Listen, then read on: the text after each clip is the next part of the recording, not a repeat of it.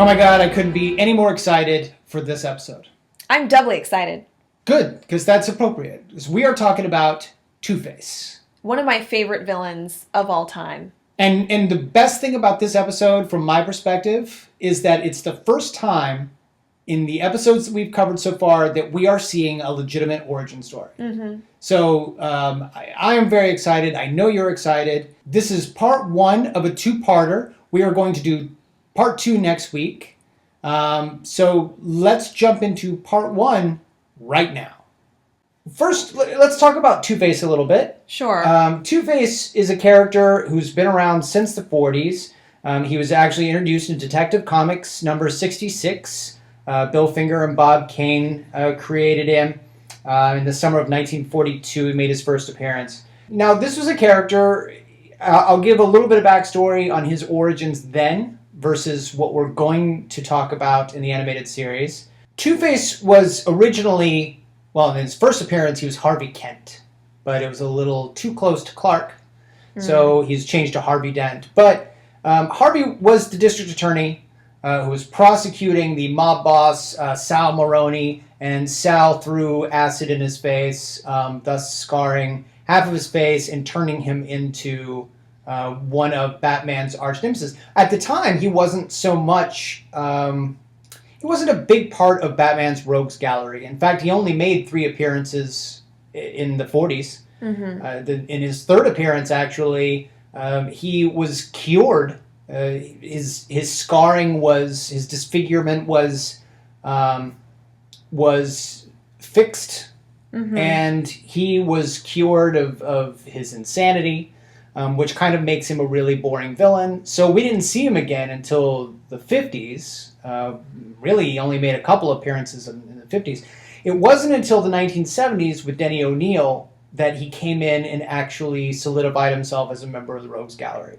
And really, it wasn't until Batman Year One, written by Frank Miller, where we get a little bit of backstory that we continue to see in Batman the Animated Series, and that is that he is good friends with both Bruce Wayne and Commissioner Gordon, mm-hmm. Which sort of makes him that much more tragic when he becomes a villain, and now Batman and Commissioner Gordon are having to go after their old friend. Right. And then after Year One, Andrew Helfer, the writer, actually introduced sort of an alcoholic and abusive father in Harvey's past, and there was even mentions of early kind of struggles with, there was paranoia, and there was even bipolar disorder. Mm-hmm. All of that we can certainly get into as we go on, mm-hmm. which we can do now. This episode was the 10th mm-hmm. In the two-parter. It was the 10th episode, first aired September 25th, 1992. When we're introduced to Harvey, it's actually through a nightmare. Right. The episode opens up with this dark scene. Harvey is alone, sort of distraught. He's hearing this voice. Harvey Dent. And we start to see the signature coin flip. At the time, it's not signature to us if we're going by the episode. Right, we've not seen anything Yeah. like that before. Yeah. But in this dream, he approaches this dark figure who's in the shadows. You can't really quite make out who he is, but you see this hand come out and he flips a coin, and apparently that gesture is, incredibly frightening to Harvey. You can't get away from me. He wakes up from his dream and he's just sweating, he wakes up in this panic attack. He's completely distressed and distraught by this dream. Yeah, so we find out through, I don't know if it's his personal assistant or his campaign manager. He sort of seems to have job descriptions of both. But this gentleman comes in, tells Harvey that they're going on a raid.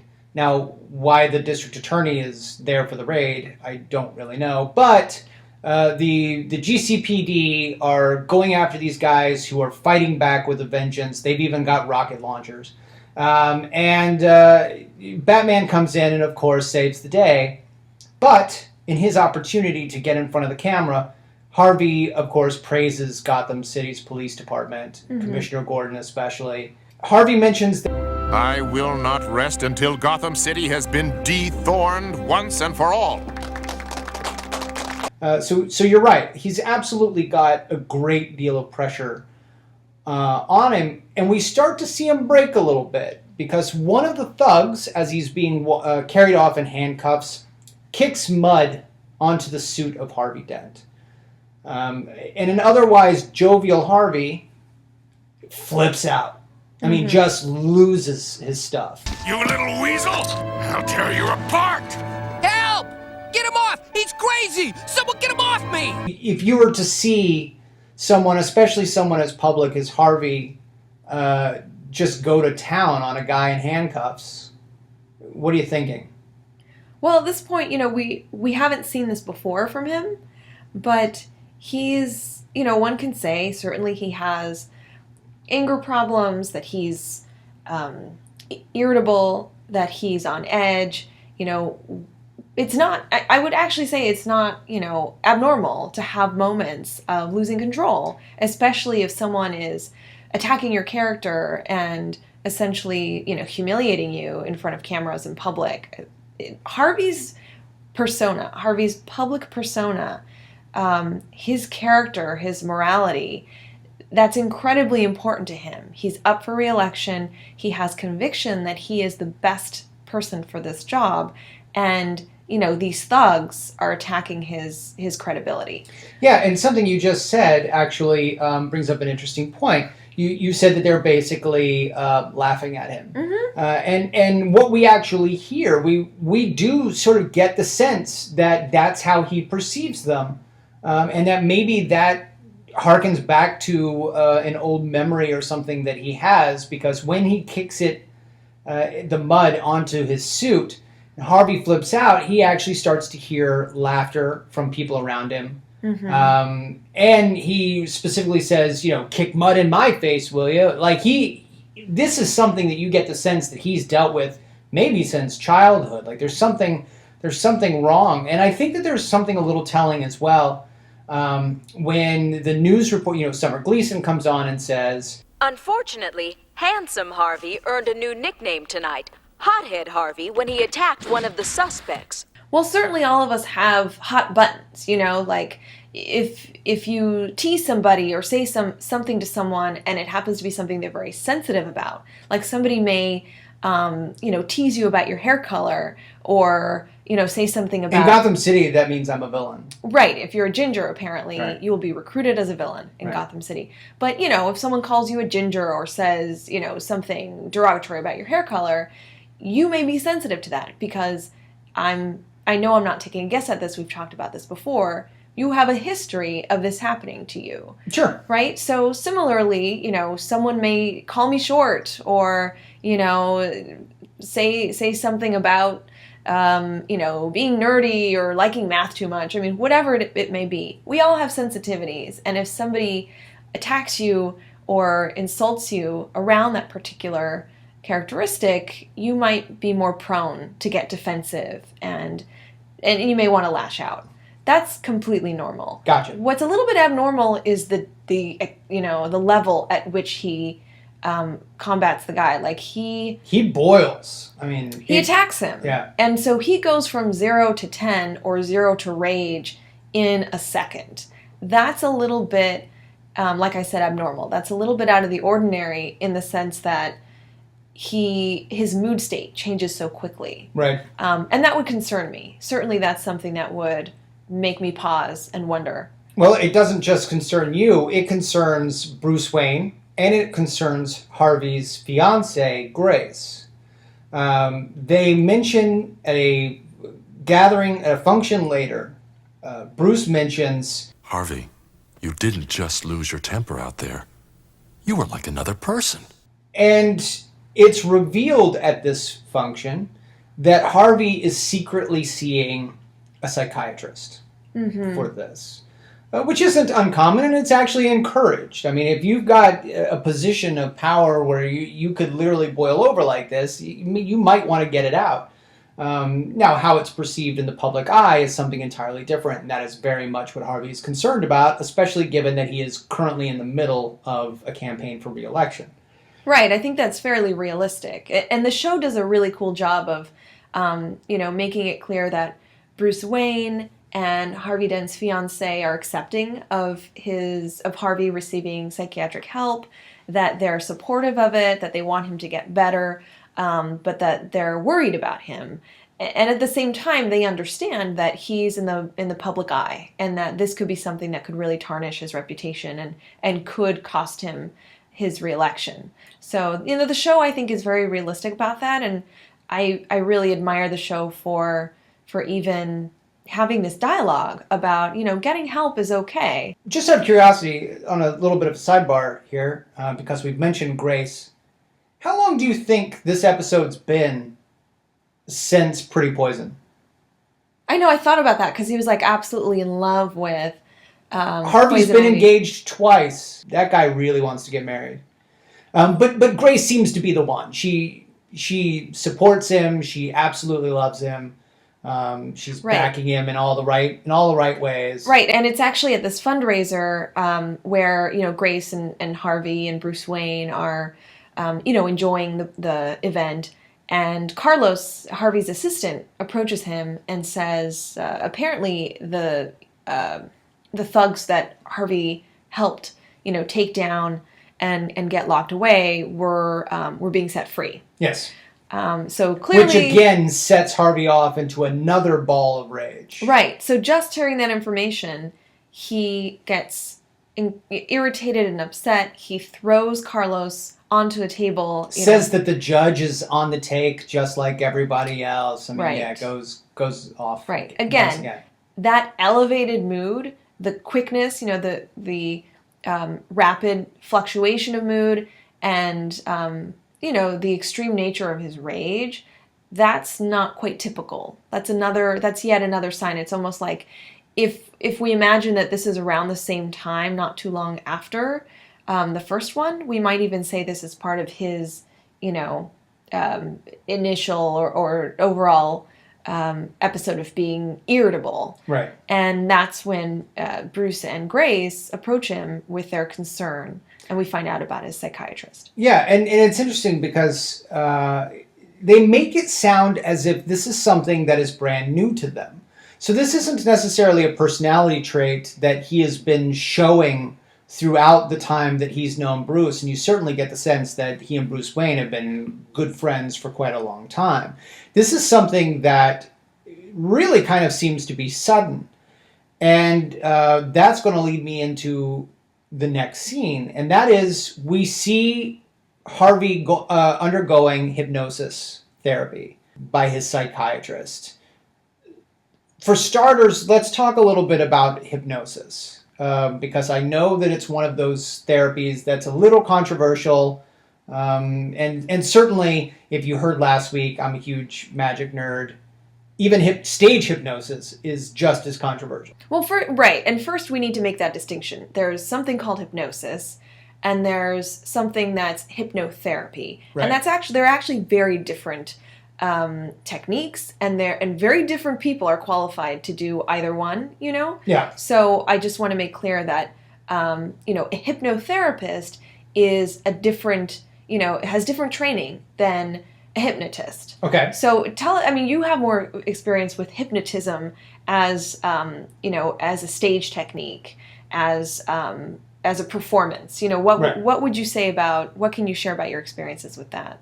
I mean, it's one of those things that's always sort of fun to watch in a way. I mean, it's very sophomoric. I mean, you are usually watching your good friend barking like a dog or something on stage. But it's interesting. There's a world famous magician / mentalist by the name of Darren Brown, who has spent a great deal of his life as a hypnotist. Mm-hmm. And even he, in his book, Tricks of the Mind, says that he doesn't even know if hypnosis is real. I mean... Why is that? Because you can't really know. You can't...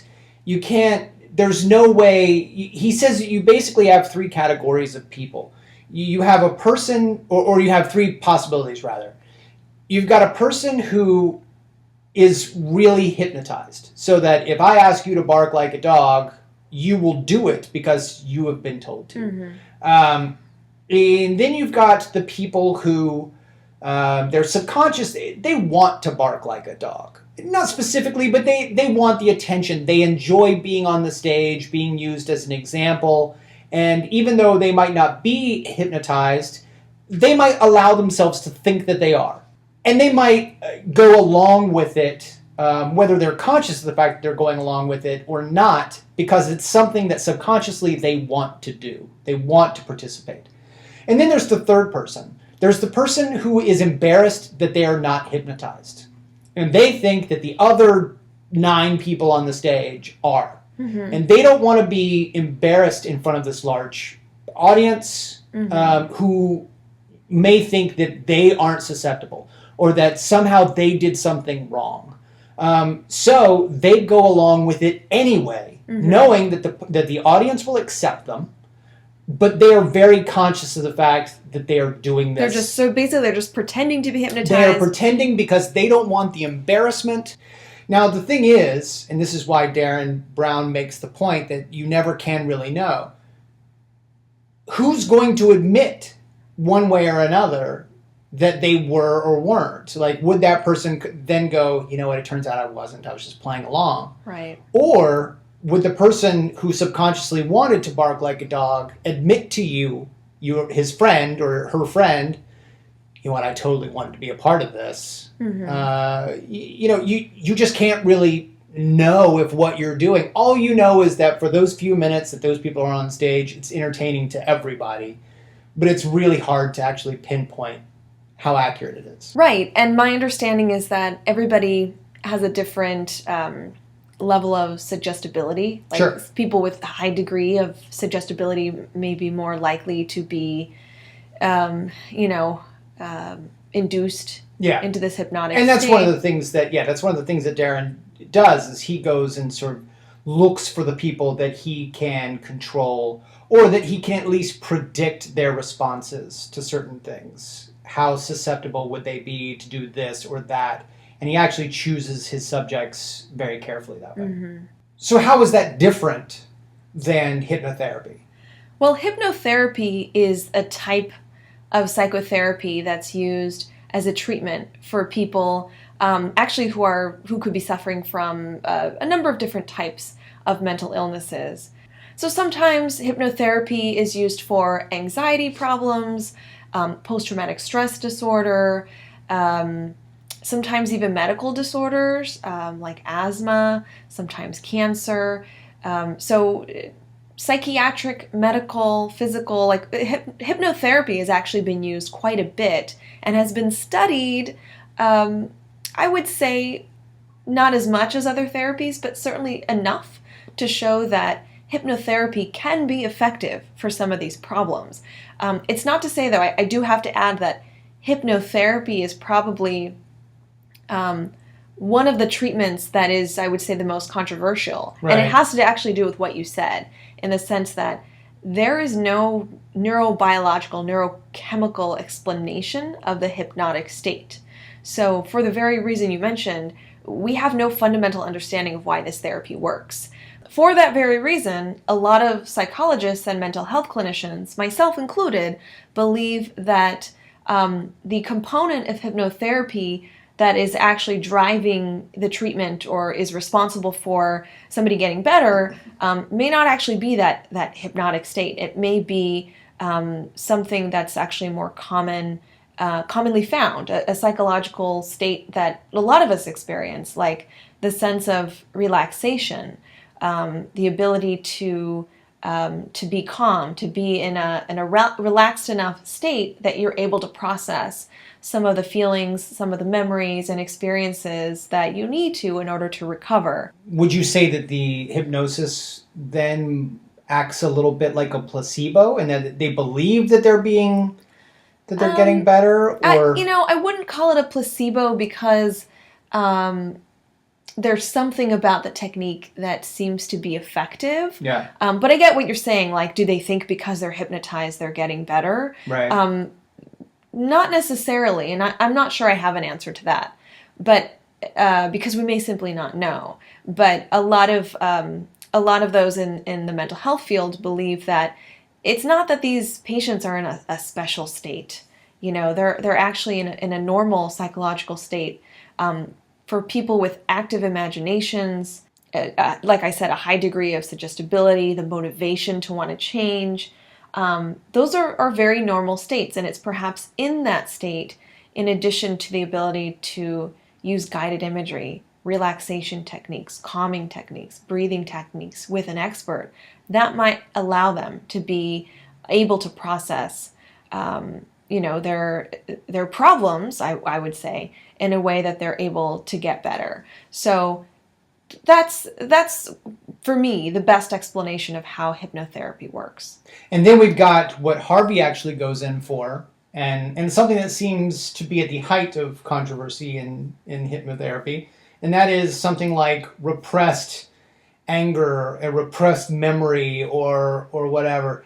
Talk a little bit about hypnotherapy used to bring those sorts of things to the surface. Mm-hmm. It's interesting because a lot more research has gone into the effectiveness of hypnotherapy to retrieve repressed memories and to help patients to recover these memories, especially if they're traumatic. So think of people that have been abused, that have been sexually abused, that have been victimized, and they can't remember what happened to them. A lot of times, hypnotherapists and other experts will try, the hypnotherapy technique to try to retrieve these memories. And it's interesting. I'm just going to actually read this from a research study because it's actually now pretty well known in this field that hypnotherapy actually retrieves false memories more than it retrieves real memories. So this sort of goes back to what we were dealing with the episode POV, where memory might actually be faulty. Right. So I'll read straight from this article. Memory retrieval often results in symptomatic improvement. However, retrieved memories are likely to be distorted, and in some research studies, hypnotized subjects were reluctant to admit that their memories were inaccurate, even when confronted with clear evidence demonstrating this to be the case. You've got someone who knows for a fact, or who in their conscious knows that it's false. Right. But aren't willing to admit it because they believe that that this has come up. Mm-hmm. Their conviction has become so strong. Right. Yeah. So in this scene, we see Harvey's therapist put him under. You are now in a deep sleep. Can you hear me? Mm-hmm. She specifically asks, and this is where I think it gets interesting, mainly because other characters throughout the episode don't require a pendulum to do this. But she specifically asks to speak not to Harvey, but to his alter ego, Big Bad Harv. Right. So she is throwing in the suggestion that repressed anger and guilt from when he was a child, when he supposedly hit this bully who had been picking on him every day at school. One day he gets fed up, he hits the bully goes down, no big deal. But then that bully ends up in the hospital. Harvey believes that it's because of his punch, but really the kid had appendicitis. Mm-hmm. But poor Harvey felt so guilty, he never showed his anger again. So now you're talking about a guy who was literally pent up every bit of anger he's ever had, which is impressive for a guy who's a district attorney. But, now this anger is coming up in the form of Big Bad Harv. Is this sort of thing the kind of thing that you could bring up in a hypnotherapy session? And secondly, they're suggesting multiple personalities. Mm-hmm. Is that something that can happen? Can you have a fractured identity based on this pent-up aggression? Mm-hmm. Well, according to this psychiatrist, it was the repressed anger and the extreme guilt that Harvey felt that created what this psychiatrist calls his illness. So she believes that his overwhelming guilt about the amount of anger that he felt is what is causing this sort of dichotomy, this, angry, rageful monster and this calm, logical thinking, compassionate man. Well, as we talked about, hypnotherapy is a psychotherapy that has been used. I actually have never used it, and I'm not trained in it. So I would say that it's outside my expertise to know, does that type of technique pull out this identity? But I can answer some questions about multiple personality disorder, which is we talked about this actually in the first episode we did, Man-Bat, right? Yeah. So multiple personality disorder is an outdated term. It's a term that I think most people know about. Fewer people might know about the actual term that's used now for this disorder, which is dissociative identity disorder, DID. DID is actually another. This episode is just full of controversial themes because that particular illness is, sort of controversial in the sense that a lot of people in this field are not quite sure if it's an actual phenomenon. Right. This is the Loch Ness Monster or the Sasquatch of... Well... It's so rarely seen or said to have been seen that people don't know if it really exists, or... I would say it's just so rare to find this condition without the symptoms maybe being better explained by another condition or a number of other complex conditions. So again, there's just a lot of disagreement with what this might look like. It seems to have been sort of a late 20th century fad, where suddenly everybody talked about multiple personality disorder and even got it incorrectly identified with like schizophrenia. A lot of people said schizophrenia was multiple personality disorder. For the record, explain, oh my gosh, or at least say they're not the same. Right. So having multiple personalities is not a symptom, is not characteristic of schizophrenia. Gotcha. So that's, for the record, schizophrenia is not multiple personality disorder. No. Okay. So it's a very controversial diagnosis. What are we dealing with, though? If this were to exist, how would you classify DID? Well, okay. So the reason it was changed to dissociative identity disorder is that dissociation is a big part of this problem, in the sense of somebody having a disturbance or a fracture in their awareness, in their consciousness.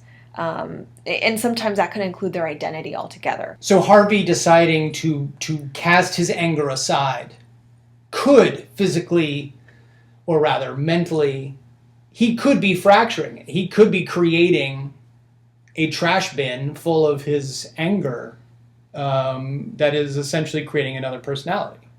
There actually is an association between traumatic events and the process of dissociation. So if what he experienced was so difficult for him to process emotionally, he may have begun this process of trying to pull himself, his identity away from that experience. And, gotcha. At a deep level, at a psychological level, yes, that would begin to create a fractured sense of self. That's certainly characteristic of somebody who does not have a stable, solid psychological state for the most part. That could mean that they do have moments where they're not like themselves. Like, you can imagine that people with difficulty experiencing certain emotions like guilt or anger, if they try to avoid them, yes, they are going to have a lot of difficulty just functioning emotionally. So that part of this representation of Harvey seems pretty realistic to me. Right. So as I said, DID, again, is famously controversial, but it is in our diagnostic manual as an actual mental health illness, and it's characterized by having multiple alter egos, or what we can say like personal identities, that control an individual's behavior and actions at different times. As we talked about in the Man-Bat episode, this could mean, the different personalities having different characteristics altogether, like different genders, different ages, different hair colors, different, you name it. Like they are seen by the individual, or actually they're experienced by the individual as completely different personas. Which is why you could have a 50-year-old man also have the personality of a small girl who wears glasses. Right. And, I know the media has included this in a lot of different stories. And it is true when, at least, in research in the books, there are cases where someone has expressed at least 2 different personalities, which is the minimum you need to meet this diagnosis, up to 100 or more different personalities. So again, people who suffer from this illness could have a whole number of different personalities that are distinct from one another. So are the personalities typically different sides of them? For instance, with Harvey, you've got the handsome, charismatic, charming politician, and then with Big Bad Harv, you literally have every bit of anger. So if there's a part of him that needs to bring out that side, he has a personality for that. Is that how those personalities tend to work? Well, again, from the literature, there are some cases where some alter egos or some alters may harbor aggressive tendencies. So, one would say that this is the outlet that this person has to express that aggression, that hostility. So you could be hostile, or you could be, sexually aggressive, or you could be, you have just different traits that maybe you as a unit don't feel like you have or want. Or you may not have allowed yourself to express those emotions. And they have to come out. Well, according to the psychiatrist that Harvey Dent is seeing, He felt very guilty about his angry feelings. So guilty that he hid them deep inside until they became an illness. You, Big Bad Harv, represent these angry feelings. And, we can talk about the validity of DID in a second, but what I really like about this episode is that the doctor actually says, Everyone feels anger, and it does no harm, as long as it doesn't result in bad behavior. That's such a great message. If you can imagine lots of kids, I saw this as a kid, and I don't quite remember that particular message, but now looking back, I think it's a valuable message that it's okay to feel upset and angry and, hostile and jealous and all these sort of negative emotions, but it's how we behave following those feelings that could make us a quote-unquote bad person. And then she says that if Harvey just comes to terms with that, maybe Big Bad Harv will go away. Mm-hmm. Right. Is that the belief with multiple personalities or DID that if the patient comes to terms with whatever whatever fractured their identity, that those other identities might dissipate? Well, the objective of the treatment is to integrate all of the personalities so that a person becomes whole, that they are able to experience and express all of those different feelings, attitudes, beliefs, values in one person, which is fundamentally what therapy is about. You and I, we don't have multiple personalities, to my knowledge, but I don't know. Well, but that's an interesting question.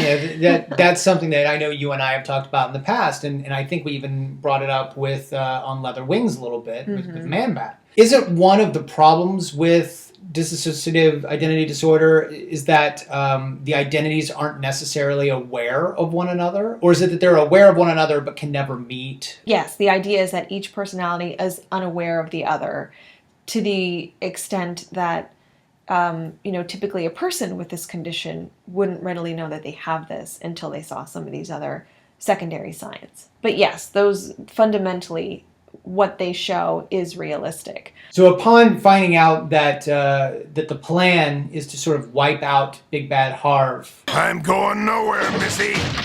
If anyone's leaving, it's Mr. Goody-Good. And he attacks his therapist the same way that he's attacked his assistant or his campaign man, Carlos, and the thug. he attacks her, and she, of course, brings him out of the state with the snap of her finger, which is a classic. You know, when I snap my fingers, you will no longer be hypnotized. Yeah. So go with me on this. Can we blame the therapist for the existence of Two-Face at this point? If Harvey has never really shown signs of this other personality, but let's say he's feeling pressure from his re-election campaign, decides to go to a therapist, she puts him under, and suddenly brings to the surface this other identity. Can we lock her up? No. Oh. You can't. That's unfortunate. You know, well, I mean, you said this yourself with the explanation of hypnosis. And the same thing is true for hypnotherapy, in the sense that, like, you really can't force somebody to behave a certain way. Can you suggest that they behave in a certain way? Sure, absolutely. And there is this power dynamic between, you know, a psychiatrist and their patient. There is that you know, power differential where, you know, the patient is susceptible and even vulnerable to suggestions by the therapist. She didn't make him behave that way.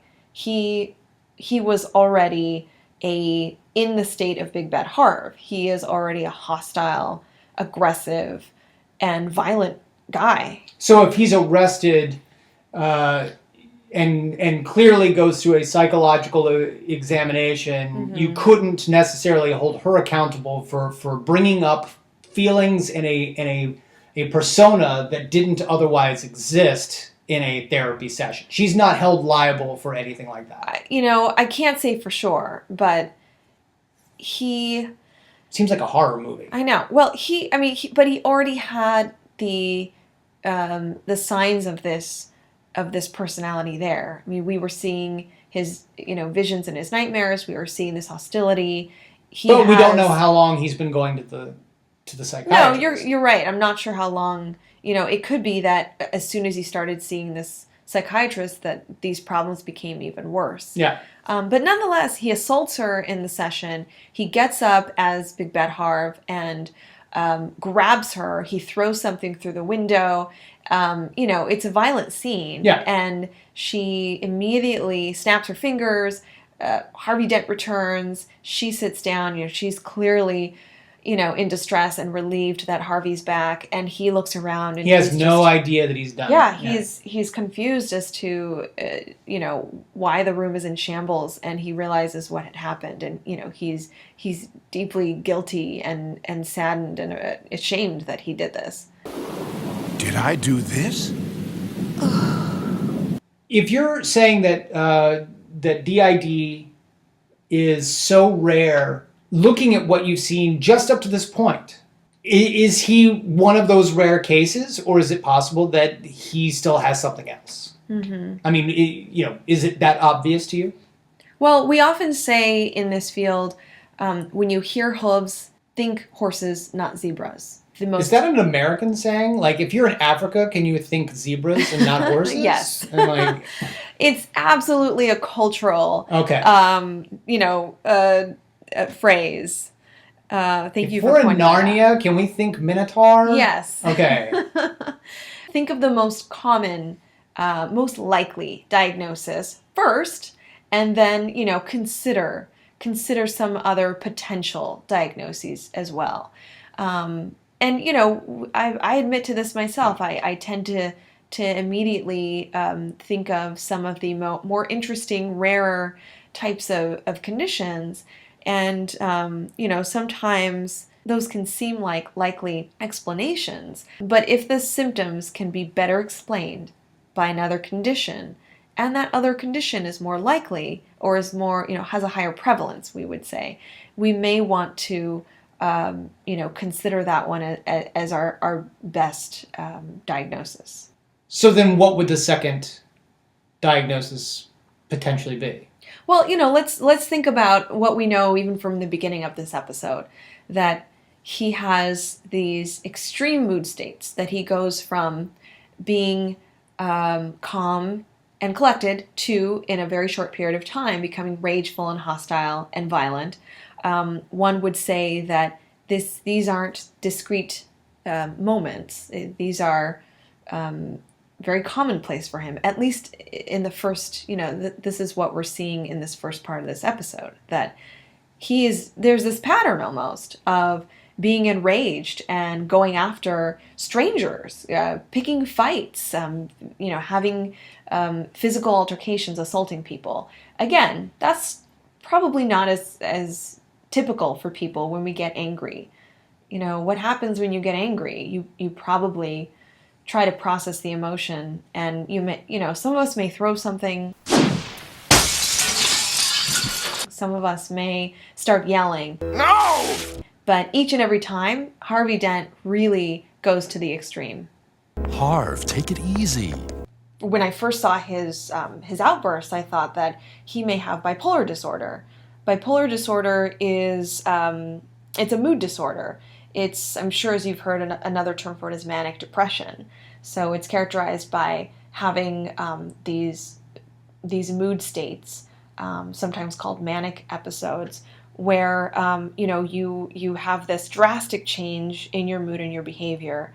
A lot of times a manic episode is characterized by feeling, overjoyed and ecstatic and overexcited to the degree that someone is just behaving in a way that's not like themselves. Sometimes being in a manic state means an extreme feeling of irritability and hostility, to the point that you get in these fights with people. Like part of the criteria is actually, picking fights with strangers, like getting into fights with strangers. And we see Harvey do this. So seeing that, I would say that might be a better... Is it just picking fights? Or No, not at all. And I'm glad that you asked that, because a lot of times people, unfortunately we see this a lot with people saying, oh, I feel so bipolar. I was feeling okay, and then suddenly I'm feeling, super irritable, or I'm super mad all of a sudden. So clearly you must be bipolar. I know. I don't want to diminish the reality of and the seriousness and challenges of bipolar disorder. So I want to be very clear that it's not just, in a moment feeling kind of down and then suddenly feeling super happy, or hearing good news and suddenly being overjoyed. Bipolar disorder, or these manic episodes that people experience, are usually happening for long periods of time, sometimes days, where they're in this elevated mood state and they cannot get out of that experience. Like, they're just so elevated that they are not like themselves. And while sometimes it can sound exciting and even enjoyable, like, oh, you're just feeling like super happy, sometimes it's not enjoyable. It can be incredibly uncomfortable and unbearable, and sometimes people feel so agitated and irritated throughout this time that they really need to get help for it. So I don't want to diminish the when I'm talking about Harvey Dent having these explosive outbursts. Certainly that could happen to folks, and they do not have bipolar disorder. But I would think, when we're given the information that we're given, and he's so distraught, and he's having nightmares, and he's clearly suffering, that would be the place I would go to first. Just to help illustrate to the audience, in the same way that you classified or that you likened borderline disorder to Glenn Close's character in Fatal Attraction in an earlier episode, are there any fictional characters or are there any characters or people that you could associate bipolar disorder to give people a clearer example of what it... Yeah, there's actually two really good examples of bipolar disorder in film and TV. One is Homeland with... have we talked about this yet on this show? No, we mentioned it. We mentioned it on Previews Party podcast. So Homeland is a show that features as its main character this woman, Carrie, who works for the government. It's, I think, the CIA, and it's a really great portrayal of somebody living with bipolar disorder, because it does show the the episodes that she experiences, these manic episodes where, she will be fine for some time and then she'll experience this extreme mood state that's, she just is acting in extreme ways. She's behaving in ways that's not like herself. And she's clearly in distress when that happens, despite the fact that you see her engaging in behavior that might be pleasurable, like, going on dates and hooking up with guys and, drinking But that a actually lot. might be a symptom of... Absolutely. Like, it's not really pleasurable. We might think of it as pleasurable, Right. but for her, it's a manic... Right. For her, she's seeking these pleasurable activities because she's just in such an excitable, elated state that she needs to engage in these behaviors to feel good. So what's the other example? The other one is Silver Linings Playbook, which is a male character with bipolar disorder. And he's showing more of the irritable, angry, hostile types of episodes. And what I like about that film is that, again, it shows him really trying to deal with the mood states, finding that he's able to recognize when they're happening, but he can't control it. And I think that's the piece here that, if anything I wanted to emphasize, it would be going back to Harvey Dent. Everyone around him is noticing his anger and his behavior. And if he truly has bipolar disorder, it's incredibly difficult to control. That he might even find himself feeling revved up, might find himself, with the urge to lash out and having, he may have little control over, over those urges. And he's in an incredible amount of distress there. Is it one or the other, dissociative identity disorder or bipolar, or could he have both? Certainly, it really never has to be one or the other. He could certainly have both. And in fact, he could have something else along with it. I think he's a complex character, and it's possible that he's struggling with a number of different conditions, which is why this is just a great, well-written episode. And one thing I really wanted to point out about this episode is that at the end of this therapy session, the psychiatrist tells Harvey that essentially he needs to be hospitalized, and she really encourages him to admit himself at the inpatient psychiatric ward at County General, which is actually what you would do at this point if you have a patient assault you and clearly be in that level of distress and potentially be threatening either to harm other people or himself. At that point, you would want them to be hospitalized. And unfortunately, he says, no, this is not good for his public reputation. He has this big election coming up. So, is it something that she can force? I mean, Does she have the power to have him hospitalized? Sure, absolutely. If you can demonstrate that your patient is going to be harmful to themselves or to someone else. I would point at the broken window. That she did. That she did. But there's also this level of collaboration and this level of agreement and working together toward your goal. And at that point, he actually says, is there anything else we can do? And, if he says, no, I'm not going to harm myself, I won't harm other people, she can agree to not, admit him.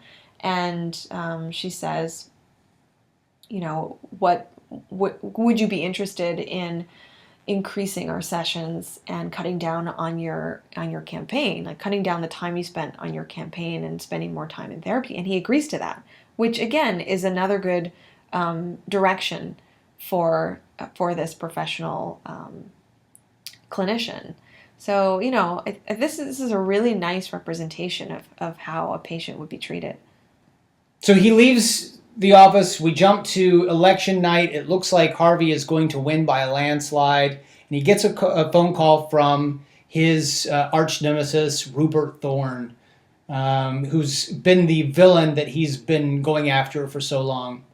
And Thorne has something on him. He knows about Big Bad Harv because his right-hand lady happened to be listening outside. He knows all about Dent's secret identity. Candace, his one of his lady thugs. His lieutenant of sorts. She actually is, we see her at the end of his psychiatry session, we see that Candace is eavesdropping outside the door.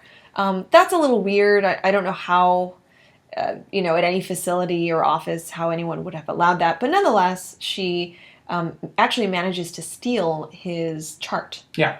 So Thorne's got it, and he offers a deal. Basically, you're in my pocket, or I reveal to the world that Big Bad Harv exists. And Harvey leaves to meet with Thorne. Batman is hot on his heels because clearly it's odd that he's leaving what would essentially be his celebration party, his victory party, early. And even says, are you in trouble? And he said, more than you can possibly imagine. So Batman follows him, thank goodness, because we then see Thorne is basically manipulating the situation, and he's working Harvey up to a nice lather, essentially. Mm-hmm. But this is what I find interesting. This is actually why I bring up the hypnosis thing again. Thorne flips a coin, and it's a trigger. Suddenly, Harvey goes from a man who is fighting the Big Bad Harv persona from coming to the surface, and then calmly becomes Big Bad Harv. Like that trigger, almost, as if hypnotic, brings him to the surface. And then says, well, the bad news for you is that you're talking to the wrong Harvey. Right. And he attacks Thorne and his men. Batman interrupts him, and they have the classic brawl that has to come at the end of one of these episodes, which then ends basically as they are, as Thorne is running away from Harvey. Harv goes after him, and one of the other thugs is about to shoot Harv in the back. Batman stops him, but the gun ends up hitting an electrical junket, which then blows up a vat of... they've always got chemicals and vats of things in the city. Of course, they're in a giant warehouse Always. Full of giant vats of toxic stuff, chemical garbage that... is the stuff villains are made of. Literally. There's a big explosion. Harvey is caught in that explosion. Harvey. No. And he is then taken immediately to the hospital by Batman. We see him bandaged.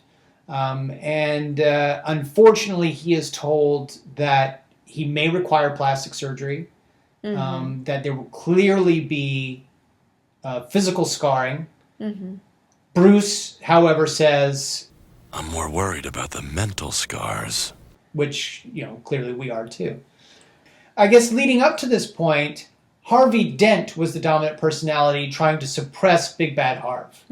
Big Bad Harv was currently in control at the time of the explosion, and now Big Bad Harv from this point on seems to be the dominant personality constantly trying to suppress Harvey Dent as Two-Face. But we'll get into that as we go into a second part. But later on, the bandages are removed in a scene that is a little too closely resembling the 1989 Tim Burton Batman, where the Joker, Jack Napier, is all under bandages, and you've got the plastic surgeon and says, "You have to understand. Look what I have to work with." That was great. And then, thank you. And then, the Joker's like, mirror, and looks in the mirror, and the only difference between the two scenes is that, besides the fact that Harvey's in a legit hospital, is the fact that while the Joker laughs at the image in the mirror, Harvey screams.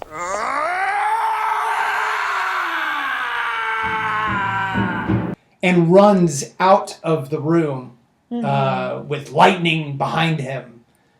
Just as Grace is walking up to visit with a flower. Yeah, I mean, the animators and the writers do this really nice job of portraying his his disfigurement and the horror of it. And so what we see is he runs out of his hospital room, and Grace, his fiancée, is actually approaching. She's walking through the hallway with flowers, and she's, clearly there to visit him. And she comes across him in this dark corridor with this giant window, and lightning hits. And it's interesting because she sees him, and his good face, or his Handsome Harvey. handsome face, is facing her. That side of his face is toward her. And then as the lightning hits, he turns to look at her, and she sees his disfigurement, and is horrified. And like I said, it's such a powerful, jolting scene. That moment where we see Two-Face as Two-Face, and that's actually where the episode ends. Is Harvey Dent the Incredible Hulk of the DC universe? He might be. Although, does Bruce Banner have a conscious awareness of the Hulk? He might. He's aware of him, and he certainly tries to suppress him. Right, but when he's the Hulk, is he aware of Bruce Banner? Like, does he have DID? Some of the writers treat it differently. Sometimes he is aware, and sometimes he wakes up and he's got shredded purple pants and Right. lots of destruction around him. Right. So maybe he is. Maybe we'll do a crossover episode one day, or not.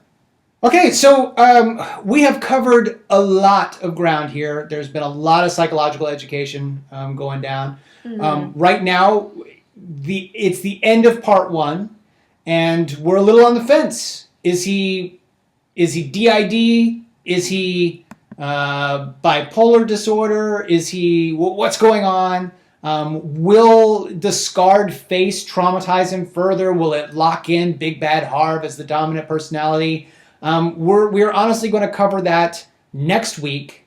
We're also going to cover your questions. We asked on Twitter and on Facebook for you, the audience, to submit your questions about Two-Face. Well, now we're here. Now we're at Two-Face. So he now exists. We can now cover those questions. We're going to do that next week. If you're interested in learning more about bipolar disorder or dissociative identity disorder, look up the National Alliance on Mental Illness, as well as the National Institute of Mental Health online. That both those websites have a lot of descriptions and resources that are very helpful to explain much more in depth about some of the things that we talked about today. Awesome. So until next week, I'm Brian Ward.